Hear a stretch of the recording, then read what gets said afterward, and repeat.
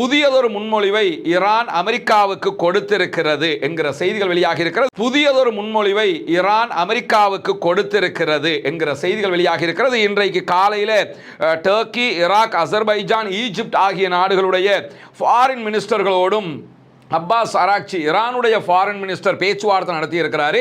ஈரானிடமிருந்து அணு ஆயுத அச்சுறுத்தல்கள் தற்போதைக்கு இல்லை என்கிற ஒரு செய்தியை நேற்றைய தினம் காங்கிரஸில் பேச்சுவார்த்தைக்கு கலந்து கொண்டிருந்த அமெரிக்காவினுடைய இராணுவ பாதுகாப்பு செயலாளர் பீட் ஹெக்ஸத் சொல்லியிருந்த செய்திகள் பரபரப்பை உண்டாக்கி இருக்கிறது. அல் ஜசீரா என்ன சொல்லுதுன்னு கேட்டால், தொடர்ந்து இந்த தாக்குதல்களால் ஹிஸ்புல்லாக்களுடைய ட்ரோன்களை இடைமறிக்க முடியாமல் தடுமாறிக் கொண்டிருக்கிறது இஸ்ரேல்.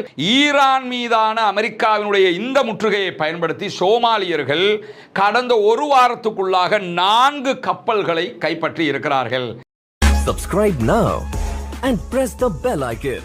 அன்பிற்கினிய சகோதர சகோதரிகளே, நம் அனைவர் மீதும் ஏக இறைவனுடைய அமைதியும் கருணையும் உண்டாகட்டுமாக என்கிற உயரிய பிரார்த்தனைகளோடு ஈரானுக்கும் இஸ்ரேல் அமெரிக்க ஆக்கிரமிப்பு இராணுவத்திற்கும் இடையிலான ஒரு மாபெரும் யுத்தம், தற்காலிக யுத்த நிறுத்த ஒரு நிலையை கூடிய சூழல்ல லெபனான் மீதான தாக்குதல்களை தொடர்ந்து இஸ்ரேல் யுத்த நிறுத்தத்தை மீறி நடத்தி வருகிறது என்கிற செய்திகளை தொடர்ந்து நம்ம பார்க்க முடிகிறது. இப்படியான ஒரு சூழல்ல தான் அடுத்ததாக என்ன நடக்கப் போகிறது, ஈரானும் அமெரிக்காவும் பேச்சுவார்த்தைகளை தொடருமா இல்லையா, ஹொர்முஸ் நீர்ப்பரப்பை ஈரான் ஓப்பன் பண்ணுவாங்களா இல்லையா, அமெரிக்கா என்ன செய்ய போகிறது என்கிற கேள்விகளுக்கு மத்தியில தான் அமெரிக்க இஸ்ரேலிய ஆக்கிரமிப்பு இராணுவங்களுடைய தாக்குதல் காரணமாக ஈரானுக்குள்ள மீன்பிடி உள்ளிட்ட கொல்லப்பட்டிருப்பதாகவும் அதில் 29 பேர் மேலதிகமாக காயமடைந்திருப்பதாகவும் செய்திகள் வெளியாகி இருக்கிறது.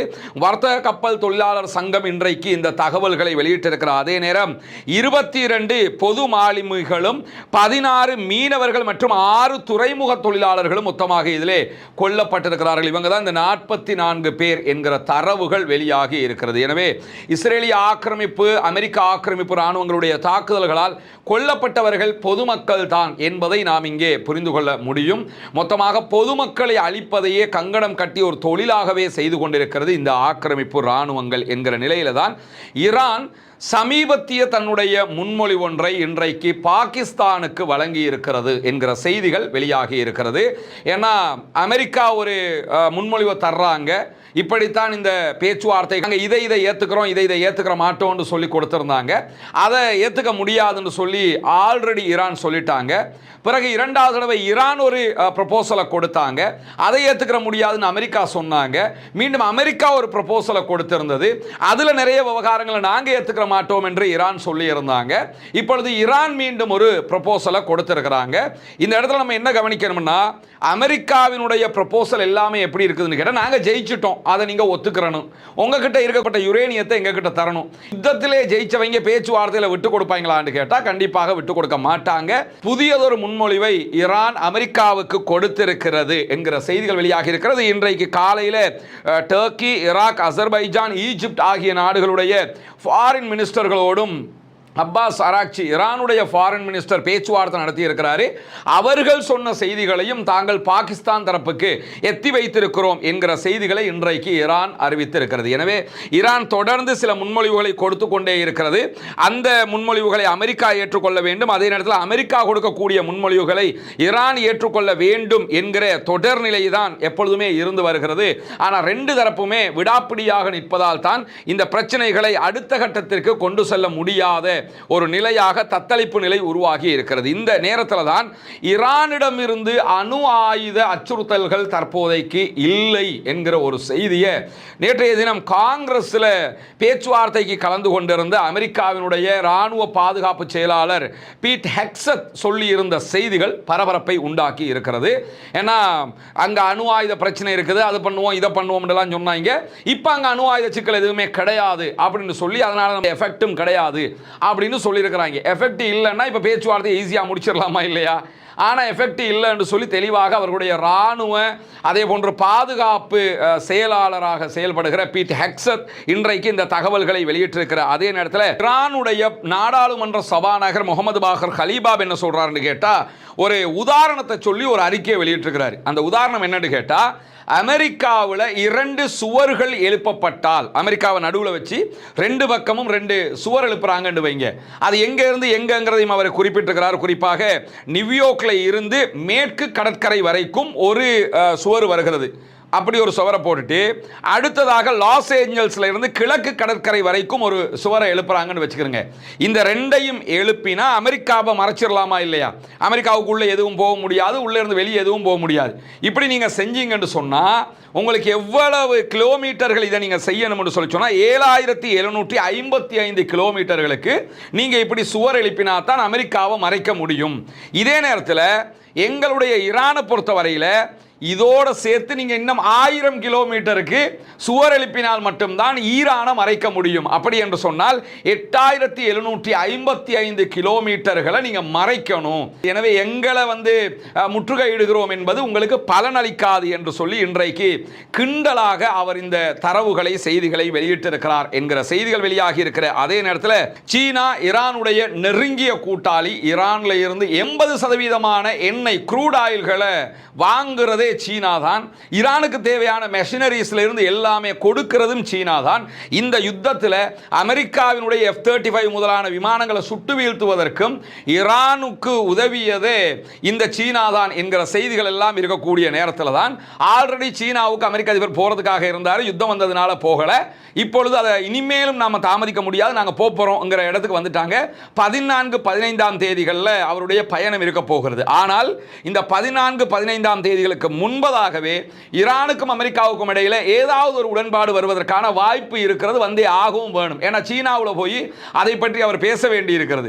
அதனால எப்படியாவது ஈரானோடு ஒரு முடிவை எடுப்பதற்கு அமெரிக்க தரப்பு முயற்சி செய்து கொண்டிருக்கிறது என்கிற செய்திகளும் இன்றைக்கு வெளியாகி இருக்கிற அதே நேரத்தில் ஹிஸ்புல்லாக்களுடைய ஆளில்லா விமான தாக்குதல்கள் காரணமாக இஸ்ரேல் பெரும் இழப்புகளை சந்தித்து வருகிறது. இன்றைக்கு மாத்திரம் தெற்கு லெபனான் பகுதிகளில் இஸ்ரேலை இலக்கு வைத்து ஹிஸ்புல்லாக்கள் நடத்தி இருக்கக்கூடிய தாக்குதல்களில் 2 இஸ்ரேலிய ஆக்கிரமிப்பு ராணுவத்தை சேர்ந்தவர்கள் கொல்லப்பட்டிருக்கிறார். அதே நேரம் 27க்கு மேற்பட்டவர்கள் படுகாயம் அடைந்திருக்கிறார்கள் என்கிற செய்திகளும் வெளியாகி இருக்கிறது. இன்றைக்கு இது தொடர்பான செய்திகளை வெளியிட்டிருக்கக்கூடிய அல் ஜசீரா என்ன சொல்லுதுன்னு கேட்டா, தொடர்ந்து இந்த தாக்குதல்களால் ஹிஸ்புல்லாக்களுடைய ட்ரோன்களை இடைமறிக்க முடியாமல் தடுமாறிக் கொண்டிருக்கிறது இஸ்ரேல். எனவேதான் தங்களுடைய தடுப்பு திறன் சரிவை சந்தித்துக் கொண்டிருக்கிறது என்று சொல்லி வாஷிங்டனுக்கு தகவல் அனுப்பி இருக்கிறது இஸ்ரேல். எங்களால் ஹிஸ்புல்லாக்களுடைய ட்ரோன்களை தடுக்கிறது ரொம்ப கஷ்டமா இருக்குது, நீங்க ஏதாவது ஒரு சப்போர்ட் பண்ணணும் அப்படின்னு சொல்லி மீண்டும் அமெரிக்காவிடத்திலேயே சப்போர்ட்டை கேட்டுக்கிட்டு இருக்கிறாங்க இஸ்ரேலியர்கள். அந்த அளவுக்கு ஹிஸ்புல்லாக்களுடைய பதிலடி மிக கனமாக இருக்கிறது என்கிற தகவல்களை அல் ஜசீரா சுட்டிக்காட்டுகிற அதே நேரத்தில் இஸ்ரேலுடைய உயர் தொழில்நுட்ப போர் இயந்திரங்களை எதிர்கொள்ளும் விதமாக எதையாவது நம்ம அனுப்பும் போது அவன் அயன்டோமோ அதுக்கு நிகரெல்லாம் காலி பண்ணதுனால அதுக்கு நிகரான எதையாவது வச்சு தடுக்கிறதுக்கு ட்ரை பண்ணிக்கிட்டே இருக்கிறான். எனவே அதெல்லாம் முறையடிப்பதற்காக பலவிதமான வித்தைகளை லெபனானுடைய ஹிஸ்புல்லாக்கள் கையாண்டு வருகிற அதே நேரத்தில் தான் ஃபைபர் ஆப்டிக் கேபிள் ட்ரோன்களை அவர்கள் பயன்படுத்துகிறார்கள் என்கிற செய்திகள் இன்றைக்கு வெளியாகி இருக்கிறது. இந்த கேபிள் ட்ரோன்களை பொறுத்தவரையில் இந்த ட்ரோன்கள் கிட்டத்தட்ட 10 கிலோமீட்டர் வரைக்கும் சென்று தாக்குதல் நடத்தக்கூடியவைகள். இதை ஜாமர்களை வச்சு தடுக்க முடியாது, ஹேக் பண்ண முடியாது, ஜாமர்களை வச்சு தடுக்க முடியாது. இதில் இருக்கக்கூடிய ஸ்பெஷல் என்னன்னா, அது வரும்போது கண்ணால கண்டு கையில் இருக்கிற ரைஃபிளால அல்லது கையில் இருக்கக்கூடிய துப்பாக்கிகளால் சுட்டுத்தான் அதை வீழ்த்த முடியுமே தவிர வேறு எந்த விதமாக ஆட்டோமேட்டிக்காக அதை கண்டறிஞ்சு அட்டாக் பண்ண முடியாது. அப்படியான ஒரு ஆயுதத்தை தற்போது ஹிஸ்புல்லாக்கள் பயன்படுத்த ஆரம்பித்திருக்கிறார்கள் என்கிற செய்திகள் இன்றைக்கு வெளியாகி இருப்பது மட்டுமல்லாமல் இந்த உத்தி, இந்த தந்திரம் அல்லது இந்த விதமான தாக்குதல்களை இதற்கு முன்பதாக இப்ப அண்மைய காலத்தில் யார் செஞ்சான்னு கேட்டா உக்ரைன் ரஷ்யாவுக்கு எதிராக செய்திருந்தது. உக்ரைன் தான் முதல்ல ரஷ்யாவுக்கு எதிராக கிட்டத்தட்ட 20 கிலோமீட்டர்கள் சென்று தாக்குகிற இந்த ஃபைபர் ஆப்டிக் ட்ரோன்களை பயன்படுத்தி இருந்தாங்க. இந்த யுத்தத்தில் தற்போது அதையே ஹிஸ்புல்லாக்கள் பயன்படுத்த ஆரம்பித்திருக்கிறார்கள். ஏன்னா இதில் பார்த்தீங்கன்னு சொல்லி சொன்னா உக்ரைன் யாருக்கு சப்போர்ட்டிவா இருப்பாங்கன்னா அமெரிக்கா இஸ்ரேலுக்கு சப்போர்ட்டா தான் இருப்பாங்க, ரஷ்யா தான் ஈரான் ஹிஸ்புல்லாக்களுக்கு சப்போர்ட்டா இருப்பாங்க. இதே நேரத்தில் இப்பொழுது ஹிஸ்புல்லாக்கள் பயன்படுத்துகிற இந்த தொழில்நுட்பம் என்பது யார் இதற்கு முன்பதாக பயன்படுத்தி இருக்கக்கூடிய தொழில்நுட்பம் என்று சொல்லி சொன்னால் உக்ரைனியர்கள் பயன்படுத்திய தொழில்நுட்பம். அதை பயன்படுத்தி தான் தற்போது இந்த தாக்குதல் தாக்குதல்களை முன்னெடுத்து வருகிறது ஹெஸ்புல்லாக்கள். இதையெல்லாம் தான் கொண்டு அரபு நாட்டில் கொட்டி எங்கள்கிட்ட பெரிய தொழில்நுட்பம் எல்லாம் இருக்குது, பார்த்தீங்களா நாங்கள் ரஷ்யாவுக்கு அப்படி அட்டாக் பண்ணுறோம், இப்படி அட்டாக் பண்ணுறோம், வாங்க உங்களுக்கும் சப்போர்ட் பண்ணுறோம், இதைத்தான் சொல்கிறாங்க. இன்றைக்கு இன்னும் ஒரு முக்கியமான செய்தி வெளியாகி இருக்கிறது. அது என்ன முக்கியமான செய்தி என்று சொன்னால், சோமாலிய கடற்கொள்ளையர்கள் என்கிற வார்த்தை பிரபலமாக நம்ம பார்த்துருக்கிறோம். சோமாலியாவில் பல நாடுகளும் அந்த நாட்டை அபகரித்து, அங்கே இருக்கக்கூடிய பொருட்களை அபகரித்து அந்த நாட்டை எப்பொழுதுமே ஒரு சண்டை நாடாகவே மாற்றி வைத்திருக்கிறார்கள். இந்த சோமாலிய கடற்கொள்ளையர்கள் அவங்க அந்த கப்பல்களை கைப்பற்றாமல் இருப்பதற்கு பல நாடுகளும் அவங்களுடைய ரோந்து பணிகளை செஞ்சு கப்பல்களை பாதுகாத்து அந்த ரூட்ல இருந்து காப்பாற்றி கொண்டு போய் கொண்டிருந்தாங்க. இப்போ ஹொர்முஸ் மூடப்பட்டிருக்கிறதுனால ஹொர்முஸுக்கு கப்பல் போக்குவரத்து இல்லை, ஹொர்முஸை நாங்கள் பிளாக் பண்ணுறோம், அமெரிக்கா வந்து பிளாக் பண்ணிக்கிட்டு இருக்கிறதுனால மற்ற நாடுகள் எதுவும் அதுக்கு சம்மந்தப்படவும் இல்லை. இந்த வழியையும் அவர்கள் கண்டுகொள்ளாமல் இருக்கக்கூடிய இந்த சூழல்ல ஈரான் மீதான அமெரிக்காவினுடைய இந்த முற்றுகையை பயன்படுத்தி சோமாலியர்கள் கடந்த ஒரு வாரத்துக்குள்ளாக 4 கப்பல்களை கைப்பற்றி இருக்கிறார்கள். ஈரான் கப்பலை நான் பிடிக்க போறேன் அமெரிக்காக்காரன் வந்தான். இப்போ உலக நாட்டு கப்பல்கள் எல்லாத்தையும் சோமாலியாக்காரன் பிடிச்சிட்டு போறான்.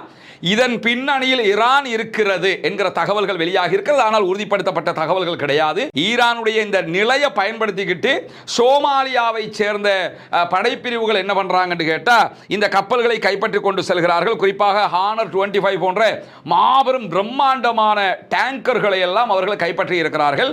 நேற்று மட்டும் ஒரே நாளில் 3 கப்பல்களை கைப்பற்றி இருக்கிறார்கள். மொத்தமாக இந்த வீக்குக்குள்ள 4 கப்பல்களை அவர்கள் கைப்பற்றி இருக்கிறார்கள் என்கிற செய்திகள் வெளியாகி இருக்கிறது. டொனால்ட் ட்ரம்பை பொறுத்தவரை எந்த பக்கம் தலையை சொறிகிறதுன்னு தெரியாத அளவுக்கு பிரச்சனைக்கு மேலே பிரச்சனை வந்துக்கிட்டே இருக்குது. தேவையில்லாமல் போய் இஸ்ரேல்காரனோட பேச்சை கேட்டு ஈரானோட முட்டை போய் இப்போ எத்தனை பிரச்சனையும் நம்ம சமாளிக்க வேண்டி இருக்குங்கிற அளவுக்கு அவருடைய நிலைமை மாறி போயிருக்கிற போதுதான் மீண்டும் கத்தரை நோக்கி படைப்பிரிவுகளையும் ஆயுதங்களையும் அனுப்பி இருக்கிறது அமெரிக்கா என்கிற செய்திகள் இன்றைக்கு வெளியாகி இருக்கிறது. குறிப்பாக ஈரானை எப்படியாவது அச்சுறுத்தணுங்கிறதுக்காக இந்த ஆயுதங்கள் அனுப்பப்படுகிறது. இன்றைக்கு வெளியாகி இருக்கக்கூடிய தகவல்கள் பிரகாரம் 3 அமெரிக்க விமானப்படையினுடைய காம்பாக்ட் கிங் வகையான கப்பல்களில் சிறப்பு நடவடிக்கைகளுக்கான விமானங்கள் இவைகள். இந்த மாதிரி விமானங்களில் நிறைய ஆயுதங்கள் அனுப்பப்பட்டிருக்கிறது. கத்தாரில் போய் இறக்கி இருக்கிறாங்க. அதையெல்லாம் 24 மணி நேரங்களுக்குள்ளாக 6500 டன் ஆயுத உபகரணங்கள் இஸ்ரேலுக்கும் அனுப்பப்பட்டிருக்கிறது. கத்தாருக்கு தனியாக அனுப்பியிருக்கிறாங்க. இஸ்ரேலுக்கும் 6500 டன் அளவுக்குண்டான ஆயுத உபகரணங்கள் அனுப்பப்பட்டிருக்கிறது. இந்த யுத்தம் தொடங்கியதிலிருந்து இதுவரைக்கும் 403 விமானங்கள் 10 கப்பல்களில் 1,15,600 டன் ராணுவ உபகரணங்கள் இஸ்ரேலுக்கு மட்டுமே அமெரிக்கா அனுப்பி இருக்கிறது. இதுல இருந்து என்ன தெரியுதுன்னு கேட்டா, எப்படியாவது ஈரானை 2ல் 1 பார்க்கணுங்கிறதுக்காக எவ்வளவோ வேலைகளை எல்லாம் பண்ணி பார்க்குறாங்க. எதுவுமே அவங்களுக்கு ஒர்க் அவுட் ஆகல என்பதையும் நாம் இதிலிருந்து புரிந்து கொள்ள முடியும். பொறுத்திருந்து பார்ப்போம் என்னவெல்லாம் நடக்கிறது என்பதை. தொடர்ந்து இணைந்த ஆக்கிரமிப்புகள் ஓய வேண்டும், ஆக்கிரமிப்பாளர்கள் ஓய வேண்டும், ஆக்கிரமிப்பாளர்களும் ஓய்ந்து மத்திய கிழக்கிலும் முழு உலகிலும் அமைதி திரும்ப வேண்டும் என்கிற உயரிய பிரார்த்தனைகளோடு ஆக்கிரமிப்பாளர்களுக்கு எதிராக தொடர்ந்தும் ஜனநாயக ரீதியாக குரல் போமாக வாகிறது. அல்ஹம்துலில்லாஹி ரப்பில் ஆலமீன்.